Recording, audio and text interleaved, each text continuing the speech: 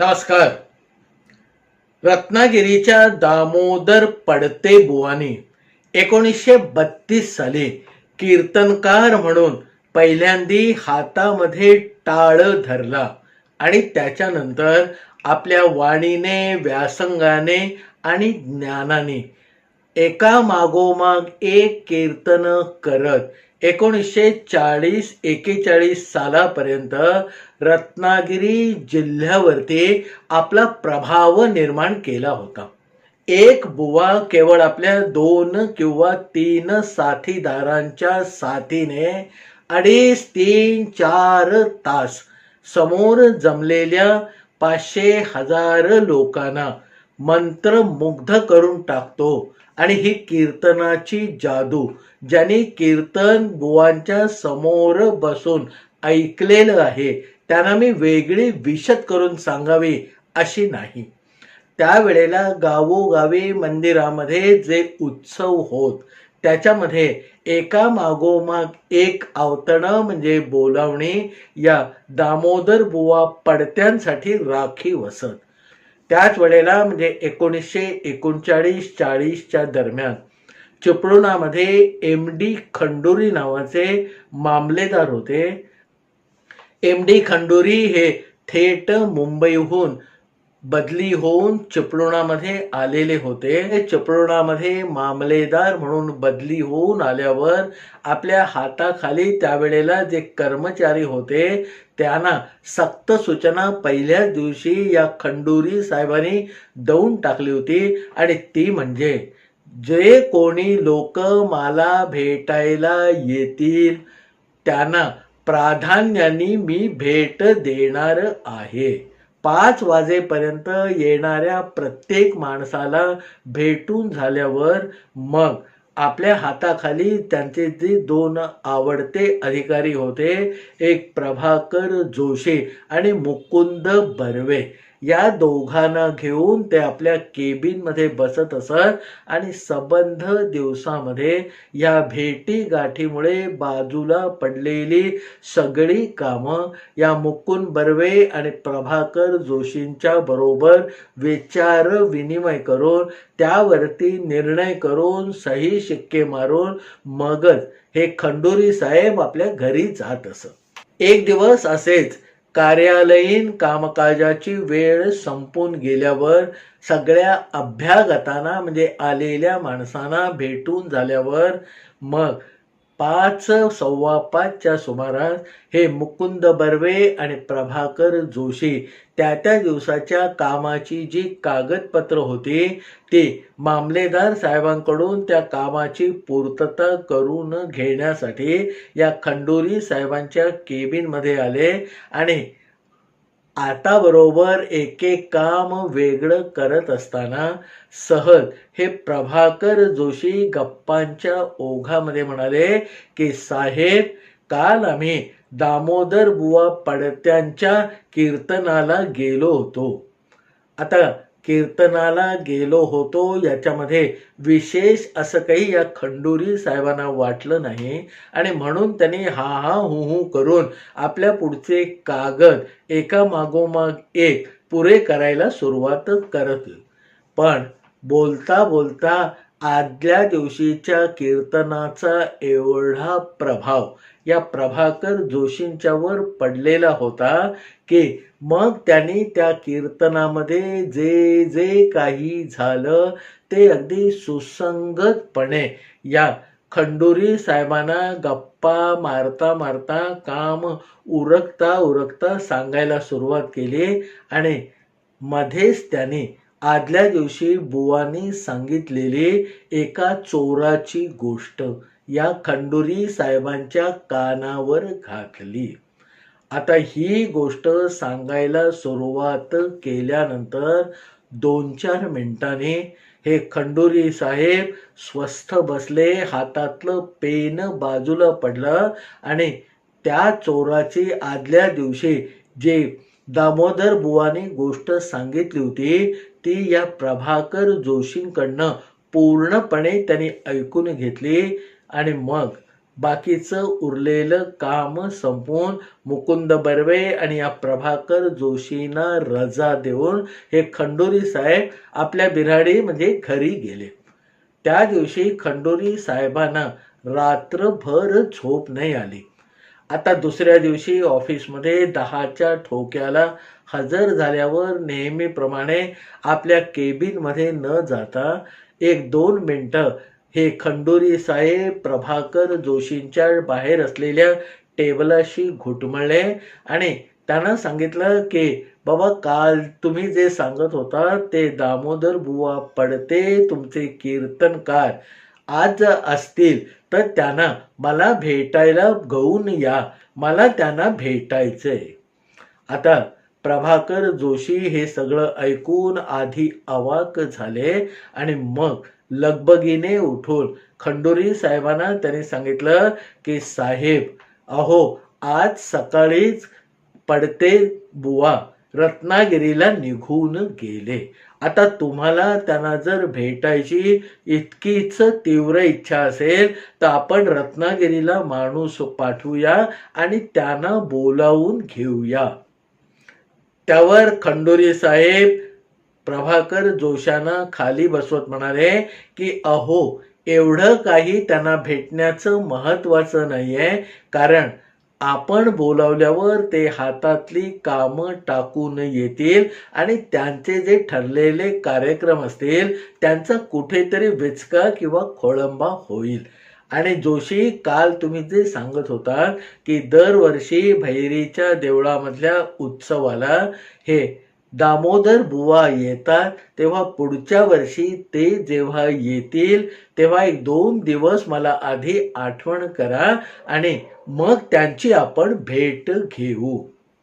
त्याच्यानंतर दिवस वार महिने गेले आणि 365 दिवस पूर्ण होऊन वर्ष संपलं आणि भैरीच्या देवळामध्ये उत्सवाला दामोदर बुवा पडते येणार की नाही याची चाचपणी या प्रभाकर जोशीने 2-4 दिवस आधी जाऊन देवळामध्ये चौकशी केली आणि मग आपल्या साहेबांना म्हणजे या खंडोरी मामलेदारांना सांगितलं की अमुक तारखेला म्हणजे 2 दिवसानंतर दामोदर बुवा पडते भैरीच्या देवळामध्ये परत एकदा कीर्तनाला येणार आहे आणि ते चिपळुणामध्ये दाखल झाले की मी लगोलग त्यांना आपल्या भेटीला घेऊन येतो.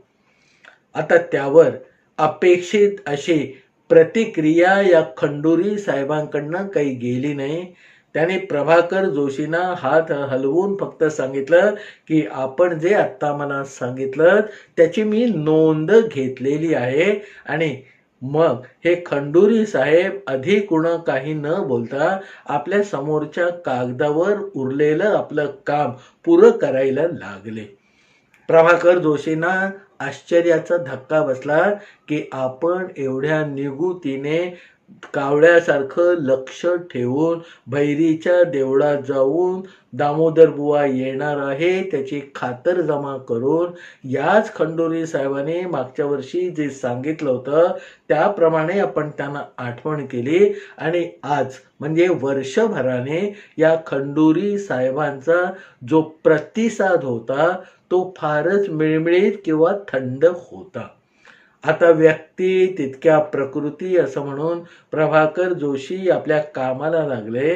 आपण मात्र या दामोदर बुवांच्या कीर्तनाला जायचंच आहे हे त्याने आधीच निश्चित केलेलं होतं.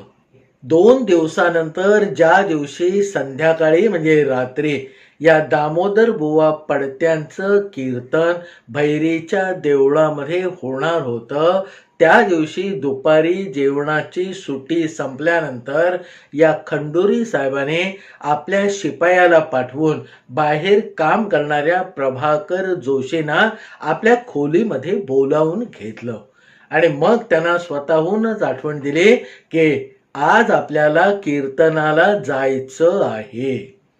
आता प्रभाकर जोशींना हा बसलेला धक्का होता, कारण 2 दिवसापूर्वी आपण आठवण केली तेव्हा थंड प्रतिसाद देणारा हा मामलेदार आज कीर्तनाच्या दिवशी मला बोलावून सांगतोय की आज आपल्याला या दामोदर बुवा पडत्यांच्या कीर्तनाला जायचंच आहे. 7:30च्या सुमारास प्रभाकर जोशी आपल्या घरातून निघून या खंडोरी साहेबांच्या म्हणजे मामलेदारांच्या बंगल्यावर गेले आणि तिथून मग दोघं गाडीमध्ये बसून या दामोदर बुवांच्या कीर्तनाला भैरीच्या देवळामध्ये गेले. आता नेहमी पॅन्ट शर्ट कधी कोट टोपी असा कडक असणारा हा मामलेदार कीर्तनाला जाताना मात्र अगदी झब्बा लेंगा घालून तयार होता. आता दुपारी मामलेदार साहेब कीर्तनाला जाणार आहेत हे नक्की झाल्यावर मग प्रभाकर जोशाने आपल्या ऑफिसमधनं सूत्र हलवून भैरीचं जे देवस्थान होतं तिथले त्यावेळचे जे देवस्थान चालवणारे पुजारी आणि बाकीचं पूजा मंडळ होतं त्यांना आगाऊ कल्पना दिली की आज कीर्तनाला मामलेदार साहेब येणार आहेत, त्यांची बसायची जरा वेगळी व्यवस्था करा आणि बुवा नाही त्याबद्दलची कल्पना देऊन ठेवा. प्रभाकर जोशी आणि खंडोरी मामलेदार जेव्हा या देवीच्या प्रांगणामध्ये प्रवेश करते झाले तेव्हा सगळेजण चपापले, कारण तोपर्यंत तिथे 300-350 लोकांची गर्दी जमा झालेली होती. मामलेदार साहेबांसाठी एक बा काढून त्याच्यावर बिछायत घालून वेगळी व्यवस्था केलेली होती. तिथे मामलेदार साहेब सुरुवातीला जाऊन टेकले.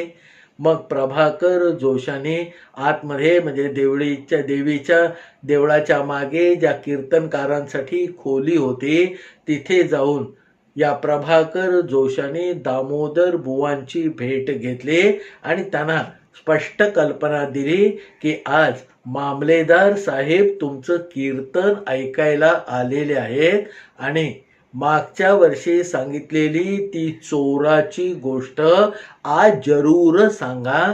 बहुधा ती गोष्ट ऐकायलाच मामलेदार साहेब आलेले आहेत.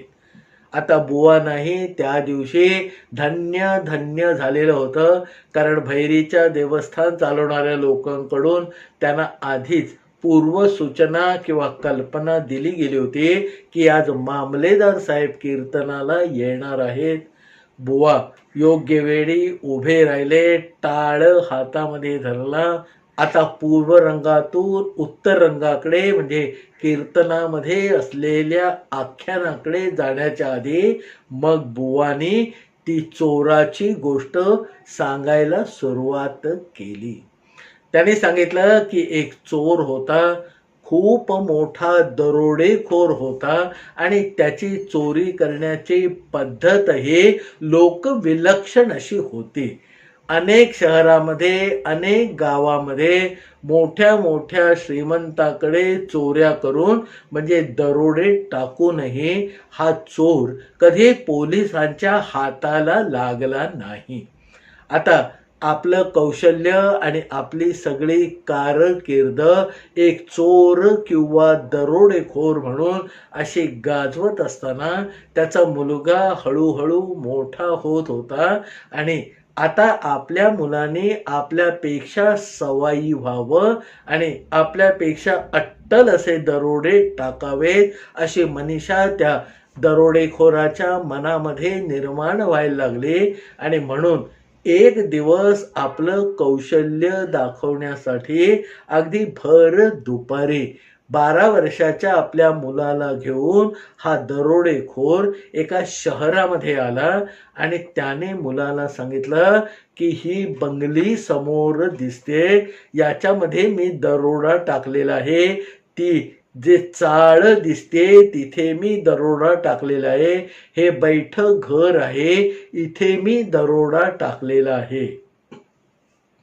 आता 12 वर्षाचा मुलगा हे सगळं नुसतं ऐकत होता आणि मग त्या दरोडेखोराने एक भला मोठा असा अजस्त्र म्हणावा असं राजवाड्यासारखं घर या मुलाला दाखवलं आणि म्हणालं की या जिल्ह्यातल्या किंवा आसपासच्या 2-4 जिल्ह्यातल्याही कदाचित श्रीमंत माणसाचं हे घर आहे आणि या ठिकाणी तर बाळा मी 2 वेळा दरोडा टाकला होता आणि त्याचं घर साफ केलं होतं, पैसा अडका सगळं याचं लुटून नेलं होतं. त्याच्यानंतर त्या सगळ्या गोष्टींनी आश्चर्यचकित न होता या 12 वर्षाच्या मुलाने आपल्या बापाला म्हणजे त्या दरोडेखोराला विचारलं की बाबा तुम्ही एकदा या माणसाचं घर साफ केलं, त्याचा सगळा पैसा अडका लुटून नेला आणि पुन्हा जेव्हा 2-4 वर्षांनी याच ठिकाणी दरोडा टाकला त्यावेळेला पहिल्यापेक्षा दुसऱ्या वेळेला तुम्हाला धन म्हणजे ऐवज जास्त मिळाला की कमी मिळाला. त्यावर हा दरोडेखोर आपल्या मुलाला फुशारकीने म्हणाला की अरे परमेश्वराची अशी कृपा झाली की पहिल्या वेळेपेक्षा दुप्पट चौपट ऐवज मी याच घरावर जेव्हा दुसऱ्यांदा दरोडा टाकला तेव्हा माझ्या हाती लागला. तिथून परतताना मग या 12 वर्षाच्या मुलाने आपली टकळी सुरू केली आणि थोडीशी निर्भत्सना किंवा थोडासा कडवटपणा आणून हा 12 वर्षाचा मुलगा आपल्या दरोडेखोर बापाला म्हणाला की तुमच्यापेक्षा हा जो कोणी या बंगलीमध्ये म्हणजे राजवाड्या समान घरामध्ये राहत होता तो जास्त मोठा असला पाहिजे, कारण एकदा तुम्ही त्याचं सगळं धुवून नेल्यावर म्हणजे सगळा ऐवज चोरी करून झाल्यावर पुढच्या 2-4 वर्षामध्ये पुन्हा दरोडा तुम्ही टाकेपर्यंत त्याच्यापेक्षा जास्त संपत्ती त्याने कमावली होती आणि म्हणून मला जर कोणाचा आदर्श घ्यायचा असेल तर बाबा मी तुमच्यापेक्षा त्या माणसाचा घेईन. आपण करायला काय गेलो आणि हे पदरात काय पडतंय असा कुठेतरी भ्रमनिरास त्या दरोडेखोराचा झाला आणि तिथे त्यांची झोंबाझोंबी अधवा तधवा बोलणं सुरू झालं. मुलाचं म्हणणं बापाला पटत नव्हतं आणि बापाच्या रस्त्यावर ठामपणे मुलगा जाणार नाही हे जवळजवळ बापाला त्याच्या बोलण्यातनं सडेतोड सांगण्यातनं कळायला लागलं होतं. पुढे थोडी हमरी तुमरी झाली आणि बापाने या मुलाला हाकलून दिलं.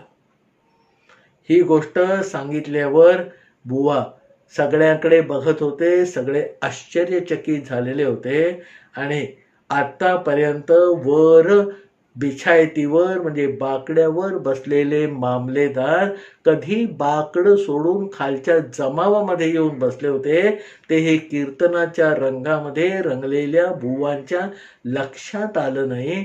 पण त्यांनी जेव्हा समोर बसलेल्या आपल्या श्रोतृवृंदावर नजर फिरवली तेव्हा मामलेदार साहेब त्यांच्या झगझगीत झब्ब्यामुळे पटकन उठून दिसले. तेव्हा त्यांच्या डोळ्यामध्ये घळा पाण्याच्या धारा लागल्याचं बुवांना दिसलं. पुढे तास 1.5 तासांनी ते कीर्तन संपलं आणि मग बुवांचा जो बुक्का लावून हार घालून जो नंतरचा सत्कार नारळ द्यायचं जे काम असतं ते करायसाठी त्या भैरीच्या देवस्थानाने त्या दिवशी मामलेदारांची नेमणूक केली होती. बुवांचा सत्कार करण्याचं सुचवायसाठी जेव्हा ही देवस्थानची मंडळी लगबगीने मामलेदारांकडे आली तेव्हा मामलेदारांची तंद्री भंग पावली. त्याने खडबडून जाग होत ते उठून उभे राहिले. देवस्थानाने जो नारळ दिला, फुलं दिली ती हातामध्ये घेतली आणि संथ पावलं टाकत ते बुवांच्या पर्यंत पोहोचले.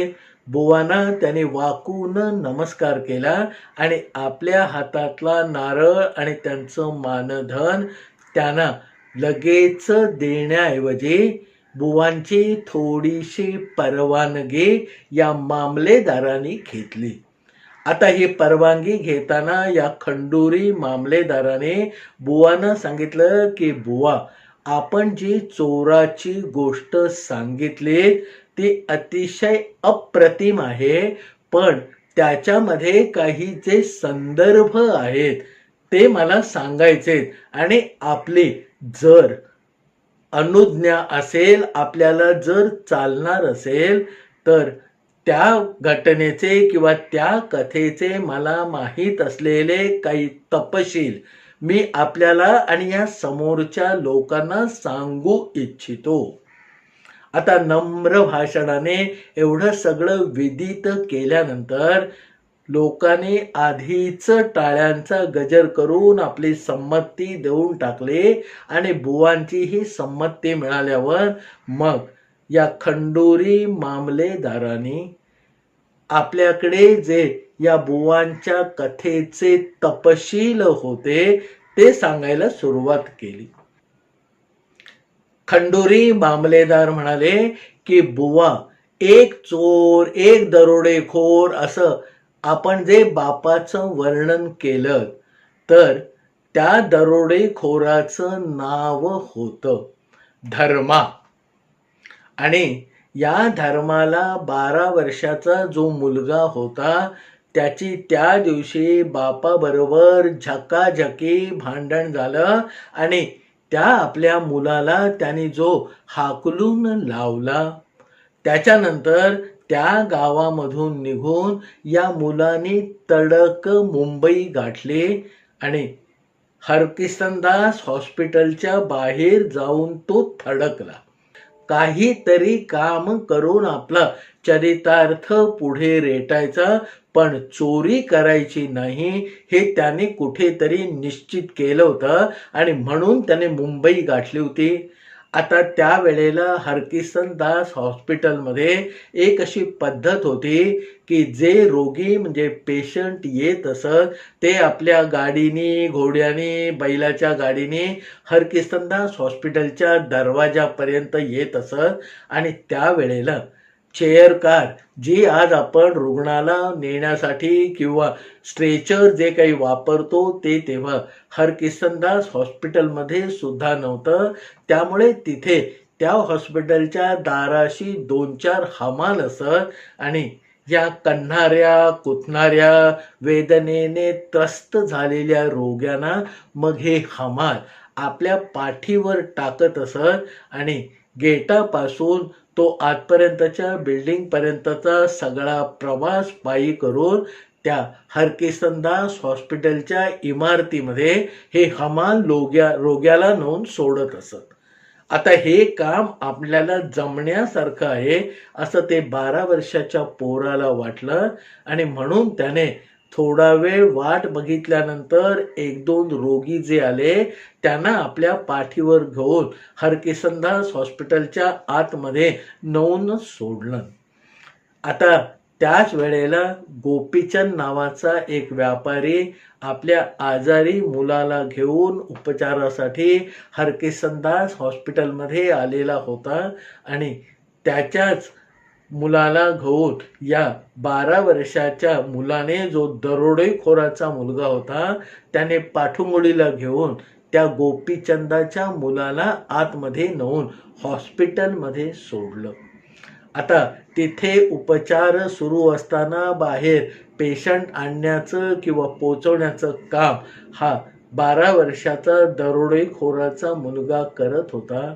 त्या दिवशीचे औषधोपचार झाल्यानंतर या गोपीचंदाच्या मुलाला परत हॉस्पिटलपासून गेटपर्यंत आणण्यासाठी अचानकपणे हा 12 वर्षाचा मुलगाच हजर झाला. या गोपीचंदाला या 12 वर्षाच्या मुलाचं मोठं कौतुक वाटलं आणि मग त्याने जुजबी विचार करून, थोडीशी विचारपूस करून या बाळाला विचारलं की बाळा, तुला हमालीचंच काम करायचं असेल तर माझ्या दुकानात करशील का? त्यावेळेला किराणा मालाचं मोठं दुकान गिरगावामध्ये या गोपीचंदाचं होतं.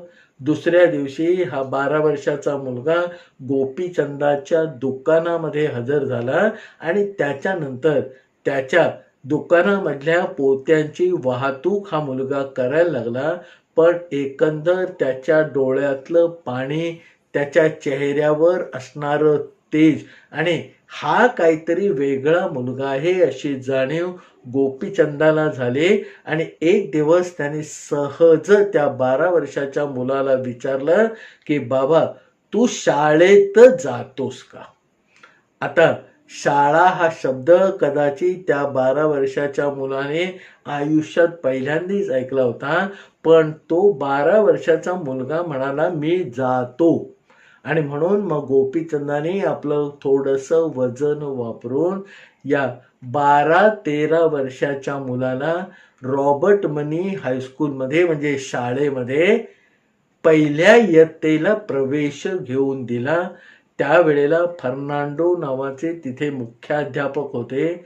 त्यांच्या स्वाधीन या मुलाला केला.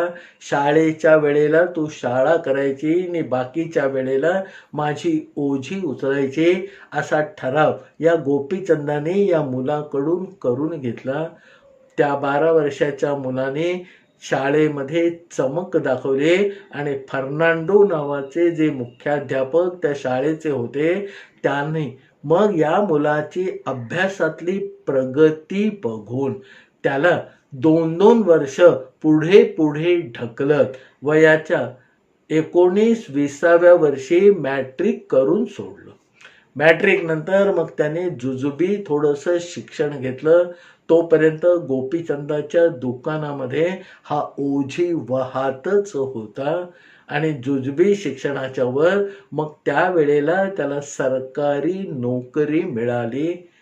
अंगची हुशारी, कसोशीने केलेला अभ्यास, परिस्थितीने दिलेले चटके या सगळ्यामुळे या माणसामध्ये म्हणजे 12 वर्षाच्या जुन्या असलेल्या आणि आता तरुण झालेल्या या मुलाने नोकरीमध्ये आपले प्रभा किंवा प्रभाव फाकवायला सुरुवात केली. मग तो पायऱ्या चढत चढत अधिकारी पदापर्यंत पोचला आणि 2 वर्षापूर्वी मुंबईहून थेट त्याची ऑर्डर निघाली ती चिपळूणचा मामलेदार म्हणून. मग समोर जमलेल्या सगळ्या लोकांना या मामलेदार साहेबांनी हात जोडून सांगितलं की त्या धर्माचा 12 वर्षाचा हाकलून दिलेला मुलगा तो मीच आहे, मंगळ्या धर्मा खंडुरी तुमचा मामलेदार. सत्य हे कल्पनेपेक्षा अद्भुत असतं, पण या अद्भुततेला आपल्या कल्पना शक्तीच्या मर्यादाही कमी पडतात. ही गोष्ट ऐकल्यानंतर मला जे जाणवलं किंवा वाटलं तीच भावना कदाचित आपली झालेली असेल.